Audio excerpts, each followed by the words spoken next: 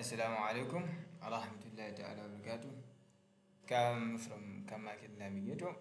This is the continuation of lecture 2. The last one was 2.1. This is going to be 2.2. It is going to be on a continuation on the talk we have on candlestick. So in this video we are going to be talking about how to read candlestick. A cikin wannan bidiyon zamu ki magana akan yadda ake karanta candlestick. Ina jin last one mun magana akan tarihin candlestick, to nan zamu ci gaba da karasa mu bayani akan ya mutum zai karanta candlestick. So candlestick yana bada information guda 4 a kowane candle. Okay, yana bada information guda 4. Da akwai candle guda 2 a kowane lokaci a kowane yi a kasuwa. Candle din da yake nuna tashin farashi da kuma candle din da yake nuna saukar farashi. Yanzu bara mu fara duba candle din da yake nuna tashin farashi. Wannan candle din ya nuna cewa kasuwa ta bude a wani farashi, zamu iya cewa farashin wasa let's say $20, sannan ta tashi ta rufe a farashin let's say $30. An example kenan ko? $20 for an example. Let me say farashin ya buɗe a $20, sannan ya tashi ya doron zabuwa, sannan farashin nan ya rufe a $30. Kun ga abin da ya faru, alal misal abin da ya faru kenan. So a yanayin da kasuwar ta buɗe a wannan lokacin, a wannan yanayin ko a wannan ranar, ba wai kadai motsin da aka samu na farashin ba kenan.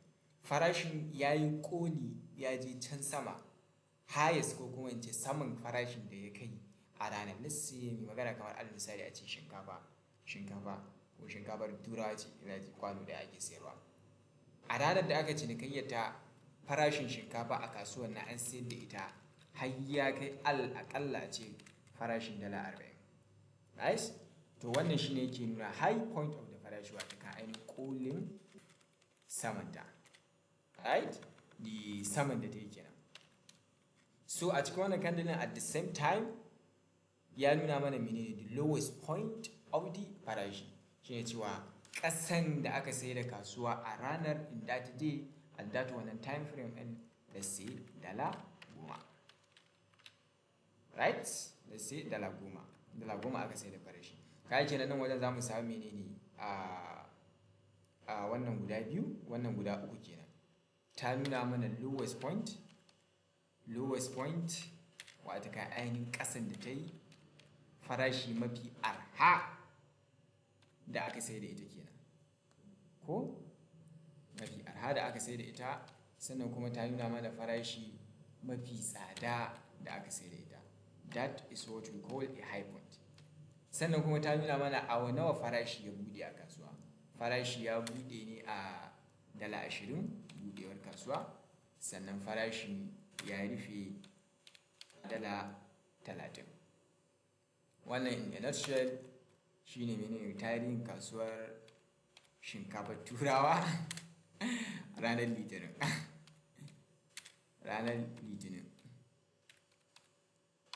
To haka wannan kaga kenan wannan candle din ya nuna mana wannan abin da candle din ne yake nuna mana kenan. Yana nuna mana mafi tsadar da farashin ta kai a ranar, mafi arhar da farashin ta kai a ranar, kuma a farashin nawa aka buɗe ta, kuma a farashin nawa aka buɗe ta. Ni candle guda ɗaya na candlestick yana nuna mana menene information guda 4: the high, the close, the open and the low. Mafi tsada, mafi arha, a yaushe aka buɗe ta, kuma a yaushe aka rufe ta. To kun ga wannan yana nuna mana cewa farashi ya tashi kenan. That is why it is colored kore, sai sa aka mata kala ta green, so da ya nuna maka farashi ya tashi sama, it means it has been going up. Wannan shi kuma aka san haka aka samu farashi ya bude a $30. Nan misali shine cewa farashin ya bude a $30. Za mu iya cewa farashi ya bude a $30. Farashi ya bude a $30, wata ka ainihin shinkafa tura. Ban san dai wani irin shinkafa bane ba, amma ina nan shinkafa su tana da inganci sai ya kamata ko ta bude a $30.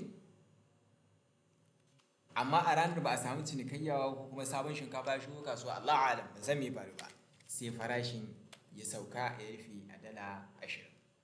The highest point da aka sai da wannan farashin shine shinkafa a ranar shine $40. Highest price mafi tsada kolin sama da take kenan, and the lowest point wata ka ainihin mafi arhar da aka sai da farashi a ranar shine $10.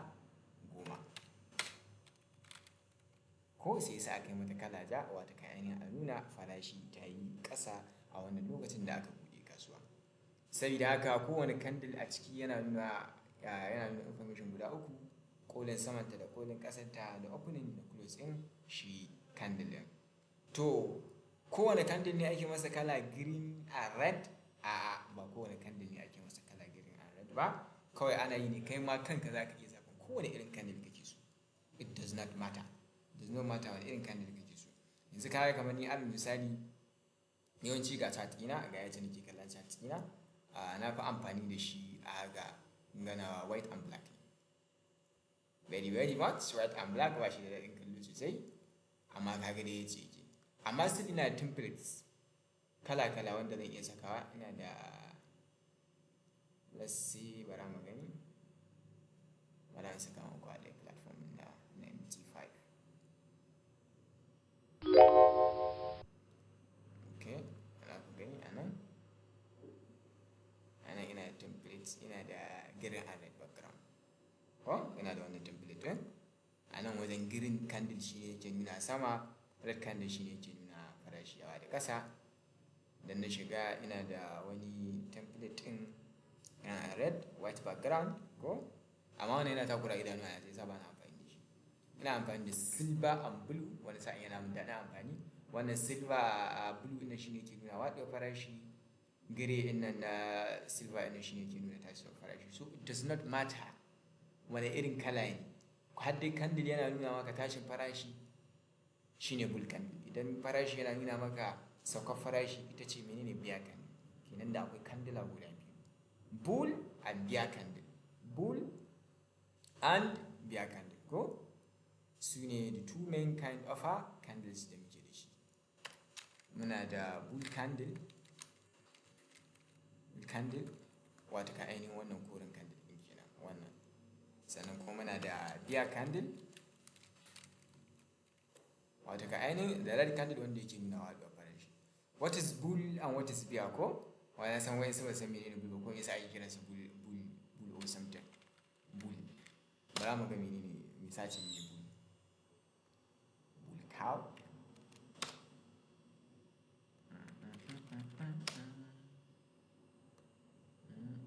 Exactly, ka gani.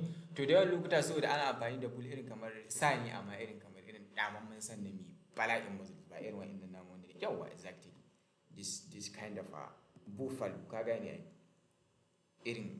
To shi yawanci yayin da sa ko kuma bull ya tashi zai attacking in ka, ya yake ai ƙasa yake da ƙahonsa ya daga ka sama. Har da shahid da anan da ba ni da ni na saka muku bidiyo, amma dai kun san yacce bull yake attacking na adam. So da haka yace yake attacking ɗan adam ne sama da shi, yasa aka saka candle ɗin nan suna menene bull candle. Wato ka ainihin yana nuna menene tashin farashin, wato ka ainihin menene amma makasa ya sama da ita, like exactly sama. To that is the way da bull yake attacking mutane, ya sama da mutane. That is why muke ce mata a bull candle. Biya kuma fa, kun ga menene biya? To shi da wannan lokuta shi biya idan zai attacking in ka, dan kwafar da kai ƙasa yake fara cin abinci, da samu yake saka maka hannu ya danne ka ƙasa, sannan ya yaga maka fuska, ya yi tu'ammali da kai, ya samu abincin ci. To tun da shi ya ce ke attacking in sa danna mutum yake yi ƙasa, sai ya samu ka saka wa candle ɗin bear candle. That is why this is the bear candle and this is the bull candle. So this is two types of candle. Amma according to Al Brooks, ya ce shi candle guda uku yake gani a rayuwarsa. Da akwai bull candle, da akwai bear candle, sannan kuma da akwai candle ɗin da yake kira doji candle, right? To yana magana yana cewa menene candle yana da rassa guda biyu. Candle yana da reshe guda ɗaya wanda yake kiransa real body. Real body ba ta ka ainihin daidai tsokan jikin nan, inda nan ya fi daidai lukuti, ita ce real body. Sannan kuma jilolin nan nasa za ka iya kiransa tail, za ka iya kiransa wick, za ka iya kiransa shadow. Duka yawanci traders suna magana a nan a wannan abubuwan. Yana jin Al Brooks da ya fi magana akan ce mata t. To wannan kawai shine shadow din. To yace bull candle shi yana ganin bull candle farashin candle din da yake nuna tashin farashi, bear candle da kashin din da yake nuna saukar farashi, da kuma doji candle. Wani irin candle ne doji candle? Doji candle shine candle din da shi ba bull bane ba, shi ba bear bane ba, shi candle ne da yake nuna menene a balance between bulls and bears. Wata ka ainihin candle ne da yake nuna cewa karfin bulls da bears ya zo kusan daya a kasuwa. Wata ka ainihin ya bude ya rufe a kusa da wajejen inda aka bude shi aka rufe shi.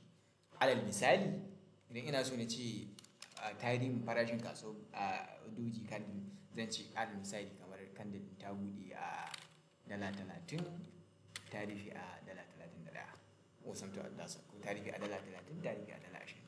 Wata ka ainihin ku gani, this is the open and this is the close. Inda ta bude da inda ta rufe is very very close.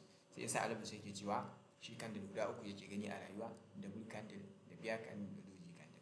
Duk wani candle da ka gani a rayuwa sai dai ya kasance ɗaya daga cikin candles ɗin nan, it does not matter.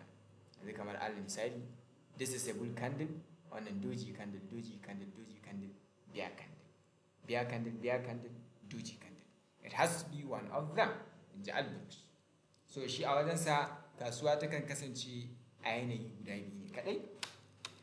Imma takan yi trend, wata ka ainihin imma ta kalli sashi ɗaya tana tashi, imma kenan ƙasa take yi ko sama take yi, kuma wani irin trend, imma ya kasance tana trading range in ji Albert kenan, imma ya kasance kasuwa ta makale a waje ɗaya.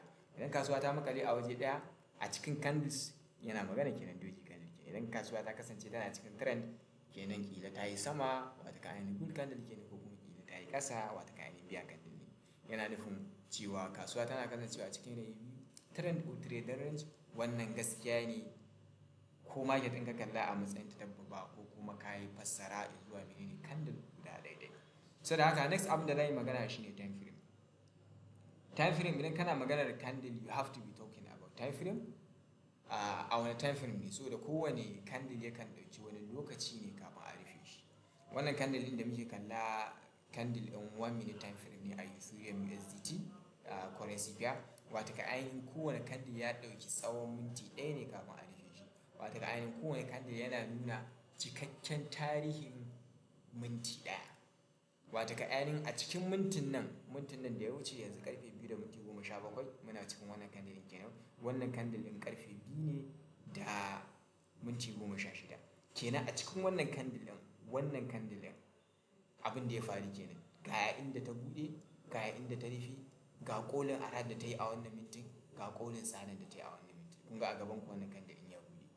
To wannan zai nuna mana motsin farashin tarihin candle guda ɗaya a minti guda ɗaya. Kenan menene? Muna recording information da yake faruwa per minute.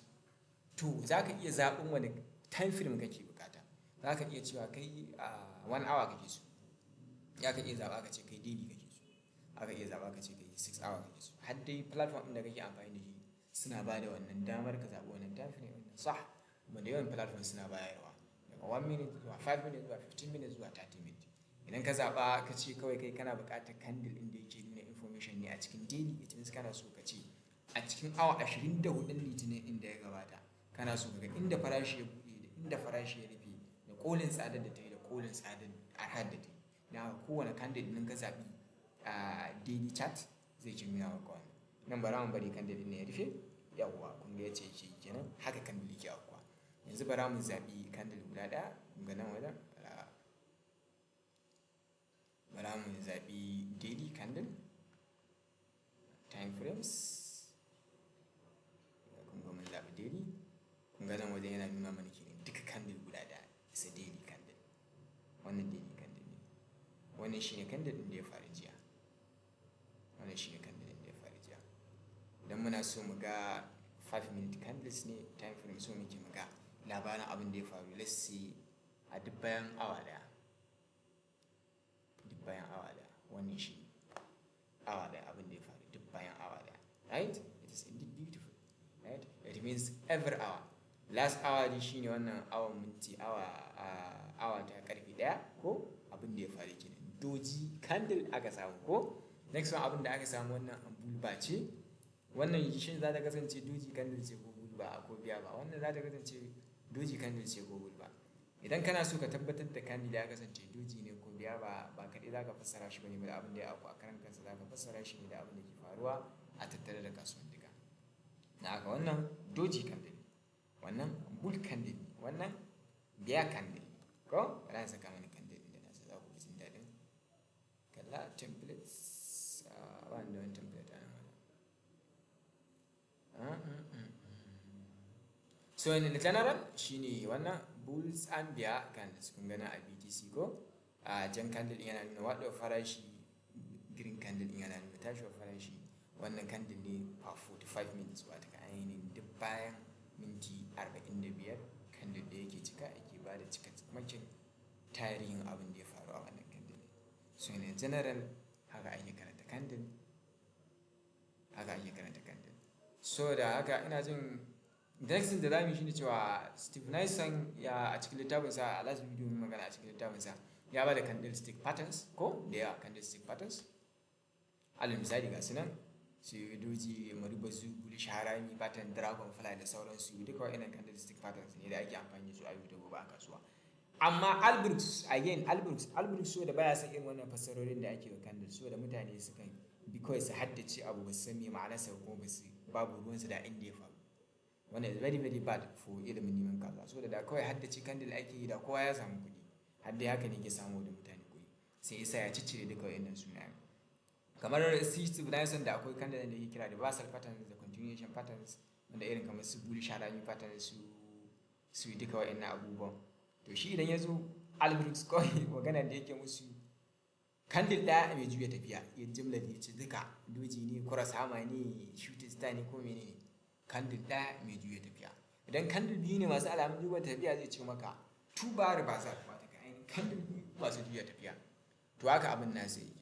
In general insha Allah nan gaba za mu zo mu cikakken bayani akan ya yake karanta candle da menene manya-manyan ma'anonin candle ɗinsa based on Albrecht. Amma ina da wannan shi ne ƙarshen lecture mu, lecture 2. Da yawan kuna son kun wuce wannan foundation san, amma to beginner level wannan foundation is very very good.